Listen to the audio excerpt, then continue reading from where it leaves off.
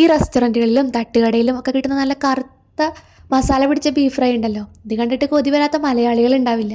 പക്ഷെ വീട്ടിൽ എങ്ങനെയൊക്കെ ഉണ്ടാക്കി നോക്കിയാലും ആ ഒരു കളറോ ടേസ്റ്റോ ഒന്നും കിട്ടില്ല.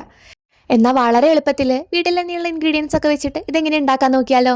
ഇതുണ്ടാക്കാനായിട്ട് ഞാൻ 1 കിലോ ബീഫാണ് എടുത്തിരിക്കുന്നത്. നല്ലോണം കഴുകി വൃത്തിയാക്കിയിട്ടുള്ള ബീഫാണ്. അത്യാവശ്യം എല്ലോട് കൂടിയിട്ടുള്ള ബീഫാണ് ഞാനിവിടെ എടുത്തിരിക്കുന്നത്. ആദ്യം തന്നെ ഈ ബീഫ് വേവിച്ചെടുക്കണം. വേവിക്കാനായിട്ട് കുക്കറാണ് എടുത്തിരിക്കുന്നത്. കുക്കറിലേക്ക് ഈ കഴുകി വൃത്തിയാക്കിയിട്ട് ഒട്ടും വെള്ളമില്ലാതെ നല്ലോണം പിഴിഞ്ഞെടുത്തിട്ടുള്ള ബീഫാണ്. ബീഫ് വേവിക്കുമ്പോൾ ഒരു തുള്ളി പോലും വെള്ളം ചേർക്കണില്ല. അതുകൊണ്ടാണ് നല്ലോണം പിഴിഞ്ഞെടുക്കണം എന്ന് പറയുന്നത്.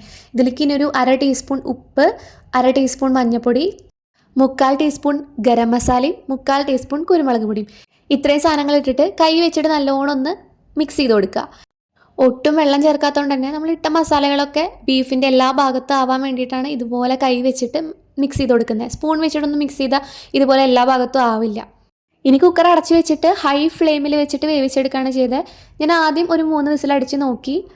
ബീഫ് വേവിക്കുമ്പോൾ എപ്പോഴും കുക്കറിൻ്റെ വലിപ്പവും അതുപോലെ ബീഫിൻ്റെ വേവും ഒക്കെ അനുസരിച്ച് നല്ല വ്യത്യാസം ഉണ്ടാവും വേവാനായിട്ട്. അപ്പോൾ തുടക്കത്തിൽ ഒരു 2-3 വിസിലടിച്ചിട്ട് അങ്ങനെ വെക്കുക. പ്രഷർ പോയി കഴിയുമ്പോൾ തുറക്കുക. ഞാൻ ആദ്യം 3 വിസിലടിച്ചിട്ട് തുറന്ന് നോക്കിയപ്പോൾ അത്ര വെന്തിട്ടുണ്ടായിരുന്നില്ല. ശരിക്കും ബീഫ് റോസ്റ്റ് അല്ലെങ്കിൽ ബീഫ് ഫ്രൈ ഒക്കെ ഉണ്ടാക്കുമ്പോൾ നല്ലോണം വേവണം. എന്നാൽ മാത്രമാണ് ഫ്രൈ ആയിട്ട് എടുക്കുമ്പോൾ നല്ല കുക്കായിട്ടുള്ള പോലെ ഇരിക്കുള്ളൂ. ഇല്ലെങ്കിൽ ഒരു റബ്ബറി ടെക്സ്ചർ ആയിരിക്കും. ഇതിപ്പോൾ 3 വിസിലടിച്ചപ്പോൾ വെന്തിട്ടുണ്ടായിരുന്നില്ല. ഞാനപ്പോൾ ഒന്നും കൂടെ കുക്കർ അടച്ചു വെച്ചിട്ട് 2 വിസിലും കൂടെ അടിച്ചിട്ടുണ്ടായിരുന്നു. 2 വിസിലടിച്ച് പ്രഷറൊക്കെ പോയി കഴിഞ്ഞപ്പോൾ അത്യാവശ്യം നന്നായിട്ട് കുക്കായിട്ടുണ്ടായി. ഇനി വെള്ളം കൂടെ വറ്റിച്ചെടുക്കുമ്പോൾ കറക്റ്റായിട്ട് വെന്ത് കിട്ടും. ഇതുപോലെ അമർത്തി നോക്കുമ്പോൾ ബീഫ് ഇങ്ങനെ വിട്ട് കിട്ടണം. ഇതാണ് അതിൻ്റെ കറക്റ്റ് പരുവം. വെള്ളമൊക്കെ വറ്റിക്കാനായിട്ട് ഒന്നും കൂടെ അടുപ്പത്ത് വെച്ചിട്ടുണ്ട്. ആ വെള്ളം അവിടെ ഇരുന്ന് വറ്റട്ടെ. ആ സമയം കൊണ്ട് ഇതിലേക്ക് വേണ്ട മസാല ഉണ്ടാക്കാം. മസാല ഉണ്ടാക്കാനായിട്ട് 1 കുടം വെളുത്തുള്ളി, ഈ ഒരു സൈസിലുള്ള ഇഞ്ചി, ഒരു 3-4 പച്ചമുളക് എടുത്തിട്ടുണ്ട്, 2 സവാള. 1 കിലോ ബീഫിലേക്ക് മീഡിയം സൈസിലുള്ള 2 സവാള മാത്രം ചേർത്താൽ മതി. സവാള ഒരുപാടായിട്ടുണ്ടെങ്കിൽ ഇതിങ്ങനെ ഫ്രൈ ആയിട്ട് കിട്ടില്ല. ഓരോ ബീഫിൻ്റെ പീസിലും മസാലയൊക്കെ കോട്ട് ചെയ്തിട്ട് ഇങ്ങനെ വേറിട്ട് നിൽക്കില്ലേ, ആ ഒരു ടെക്സ്ചറിൽ കിട്ടണമെങ്കിൽ സവാള വളരെ കുറവ് ചേർക്കണം. ഇനി ഒരു പാത്രം അടുപ്പത്ത് വയ്ക്കുക. അതിലേക്ക് ഒരു 4 ടേബിൾ സ്പൂൺ വെളിച്ചെണ്ണ ഒഴിച്ച് കൊടുത്തിട്ടുണ്ട്. 1 ടീസ്പൂൺ പെരിഞ്ചീരകം പൊട്ടിച്ചിട്ടുണ്ട്. അതിലേക്ക് നമ്മൾ നേരത്തെ എടുത്തു വെച്ചിട്ടുണ്ടായിരുന്ന പച്ചമുളക്, ഇഞ്ചി, വെളുത്തുള്ളി, അതുപോലെ സവാളയും കൂടെ ചേർത്ത് കൊടുക്കുക. ഇനി എല്ലാം കൂടെ ഒന്ന് വഴറ്റിയെടുക്കുക. ഇത് ഒരുപാട് മുരിഞ്ഞു പോകാൻ പാടില്ല. ഒന്ന് സോഫ്റ്റായിട്ട് കിട്ടിയാൽ മതി. സോഫ്റ്റായിട്ട് കിട്ടുമ്പോൾ തന്നെ നമുക്കിതിലേക്ക് ഇനി മസാലകൾ ആഡ് ചെയ്യണം. മസാലകളായിട്ട് 3 ടീസ്പൂൺ മുളക് പൊടി, 2 ടീസ്പൂൺ മല്ലിപ്പൊടി, ഇത്ര മാത്രമേ ചേർക്കുന്നുള്ളൂ. മഞ്ഞൾപ്പൊടിയും ഗരം മസാലയും കുരുമുളക് പൊടിയൊക്കെ ബീഫ് വേവിക്കുമ്പോൾ തന്നെ ചേർത്തിട്ടുണ്ടായിരുന്നു. അപ്പോൾ എക്സ്ട്രാ മഞ്ഞൾപ്പൊടിയൊന്നും ചേർക്കണ്ട. കുരുമുളക് പൊടിയും ഗരം മസാലയൊക്കെ നമുക്ക് വഴിയേ ചേർക്കാം. ഈ മസാലയും കൂടെ ചേർത്തിട്ട് നല്ലോണം വഴറ്റിയെടുക്കുക. ഇതിൽ സവാള മുരിയെ ഒന്നും വേണ്ട. മുളക് പൊടിൻ്റെയും മല്ലിപ്പൊടിൻ്റെയും ആ പച്ചമണം മാറുമല്ലോ, മാറി വരുമ്പോഴേക്കും നമ്മുടെ ബീഫ് വെള്ളമൊക്കെ വറ്റി കിട്ടിയിട്ടുണ്ടായിരുന്നു. അത് ഇതിലേക്ക് ഇട്ട് കൊടുക്കുക. നല്ലപോലെ ഇളക്കുക. ഇനി ഈ ഇളക്കലിലാണ് ഇതിൻ്റെ ടേസ്റ്റ്. എല്ലാ മസാലയും ബീഫിൻ്റെ എല്ലാ ഭാഗത്തും ആവുന്ന പോലെ നല്ലോണം ഇളക്കി കൂട്ടുക. ഇതങ്ങനെ വെക്കുക. ഒരു 5 മിനിറ്റ് കൂടുമ്പോൾ ഇളക്കി കൊടുക്കുക. ഇടയിൽ കുറച്ച് ഗരം മസാലയും, എരിവിന് കുറവാണെന്ന് തോന്നുകയെന്ന് വെച്ചാൽ കുറച്ച് കുരുമുളക് പൊടിയും കൂടി ഇട്ടിട്ടുണ്ടായിരുന്നു. അങ്ങനെ ഇളക്കി എടുക്കുക. ഇത് എത്ര സമയം ലോ ഫ്ലെയിമിൽ അങ്ങനെ വെക്കണോ അത്രയും ഇതിങ്ങനെ കളറ് മാറി കറുത്ത കളറായിട്ട് കിട്ടും.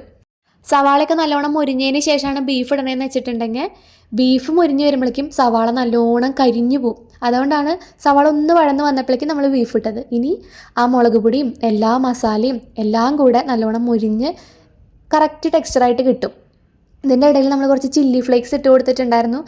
ഇനി നല്ലോണം ഇളക്കിയിട്ട് ലോ ഫ്ലെയിമിൽ വെച്ചിട്ട് നല്ലോണം വരട്ടിയെടുക്കുക. എത്ര ഡാർക്കായിട്ട് കിട്ടണോ അത്രയും നേരം അടുപ്പത്ത് വെച്ചിട്ട് വരട്ടിയെടുത്താൽ മതി. നമുക്ക് ആ ഒരു കളറിൽ കിട്ടും. ഇതിൽ ചേർക്കുന്ന സവാള കൂടി പോയിട്ടുണ്ടെങ്കിൽ ഓരോ ബീഫും വേറിട്ട് നിൽക്കുന്ന ആ ഒരു ടെക്സ്ചറിൽ ഇത് കിട്ടില്ല. ഇങ്ങനെ കുഴഞ്ഞ പോലെയായിട്ടായിരിക്കും കിട്ടുക. ഒരു ബീഫ് റോസ്റ്റൊക്കെ പോലെയാണ് കിട്ടുക. ബീഫ് ഫ്രൈ ആയിട്ട് കിട്ടണമെങ്കിൽ ഇതുപോലെ തന്നെ സവാള ചേർക്കണം. സവാളയ്ക്ക് പകരം ചുവന്നുള്ളി ഉണ്ടെങ്കിൽ അതും ചേർത്ത് കൊടുക്കാം. ഞാനിതിൽ കറിവേപ്പില ഇട്ടിട്ടില്ല. നിങ്ങളുടെ കയ്യിലുണ്ടെങ്കിൽ കറിവേപ്പില ഇടാം. എനിക്കിവിടെ കറിവേപ്പിലയ്ക്ക് കുറച്ച് ക്ഷാമമുണ്ട്, അതുകൊണ്ട് എനിക്കത് ചേർക്കാൻ പറ്റില്ല. സവാളയൊക്കെ നല്ലോണം മുരിഞ്ഞിട്ട് ബീഫും ഫ്രൈ ആയി വന്നിട്ടുണ്ട് ഏകദേശം. നമുക്ക് ഇളക്കുമ്പോൾ തന്നെ ആ ഡിഫറൻസ് മനസ്സിലാവും. ഓരോ ബീഫും ഇങ്ങനെ വേറിട്ട് നിൽക്കും. ആ ഒരു ടൈമിൽ കട്ട് ചെയ്ത് വെച്ച പച്ചമുളക് ഇട്ട് കൊടുക്കുന്നുണ്ട്. പച്ചമുളക് ഇതുപോലെ കട്ട് ചെയ്തിട്ടിട്ടുണ്ടെങ്കിൽ പ്രത്യേക ഒരു ഫ്ലേവറാണ്.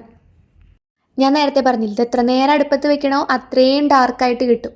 ഞാൻ വളരെ ഈസി ആയിട്ട് ഉണ്ടാക്കുന്ന ഒരു റെസിപ്പി അത്. പക്ഷേ വീട്ടിൽ ആരെങ്കിലുമൊക്കെ വന്നിട്ട് ഇത് കഴിച്ചിട്ട് ചോദിക്കാറുണ്ട്, എങ്ങനെ ഉണ്ടാക്കിയേ, ഭയങ്കര കറുത്ത കളറിൽ ഇത് എങ്ങനെയാണ് കിട്ടണേ, കറുപ്പിക്കാനായിട്ട് എന്താ ചെയ്തതെന്നൊക്കെ. ഇതുണ്ടാക്കാനായിട്ട് അത്ര പണിയൊന്നുമില്ല, നല്ല ഈസി ആയിട്ട് ഇത് ഉണ്ടാക്കാൻ പറ്റും. ബീഫ് വേവിക്കാൻ വെക്കുന്ന സമയത്ത് മസാലയും കൂടെ റെഡിയാക്കിയിട്ടുണ്ടെങ്കിൽ ബീഫ് വെന്ത് കഴിഞ്ഞാൽ ഇതിലേക്ക് നേരെ തട്ടുക, സിമ്മിൽ വെച്ചിട്ട് ഇതുപോലെ വരട്ടിയെടുക്കുക. പൊറോട്ടേൻ്റെയും ചപ്പാത്തിൻ്റെയും ചോറിൻ്റെയും ഒക്കെ കൂടെ നല്ല അടിപൊളി കോമ്പിനേഷനാണിത്. കാണുമ്പോൾ തന്നെ മനസ്സിലാവുണ്ടാവുമല്ലോ അതിൻ്റെ ടേസ്റ്റ്. വെറുതെ പറയല്ല, നല്ല അടിപൊളി ടേസ്റ്റാണ്. പിന്നെ ബീഫ് വാങ്ങിക്കുമ്പോൾ ഇതുവരെ ഫ്രൈ ചെയ്തിട്ട് ശരിയാവുന്നില്ലെങ്കിൽ ഇതുപോലെ ഒന്ന് ഉണ്ടാക്കി നോക്ക്, നിങ്ങൾക്ക് എന്തായാലും ഇഷ്ടമാവും. വളരെ എളുപ്പത്തിൽ, അത്രയും സമയം കുറവിൽ വേഗം ഉണ്ടാക്കിയെടുക്കാനും പറ്റും. ഇതുപോലെ ട്രൈ ചെയ്ത് നോക്കിയിട്ട് ഇഷ്ടമായോ ഇല്ലയോ എന്നൊക്കെ കമൻറ്റ് ബോക്സിൽ വന്ന് പറയണം. അപ്പോൾ വീഡിയോ ഇഷ്ടമായെങ്കിൽ ലൈക്ക് ചെയ്യുക, ഷെയർ ചെയ്യുക. ഇതുപോലുള്ള കൂടുതൽ വീഡിയോസ് കാണാനായിട്ട് ചാനലൊന്ന് സബ്സ്ക്രൈബ് ചെയ്യുക. താങ്ക്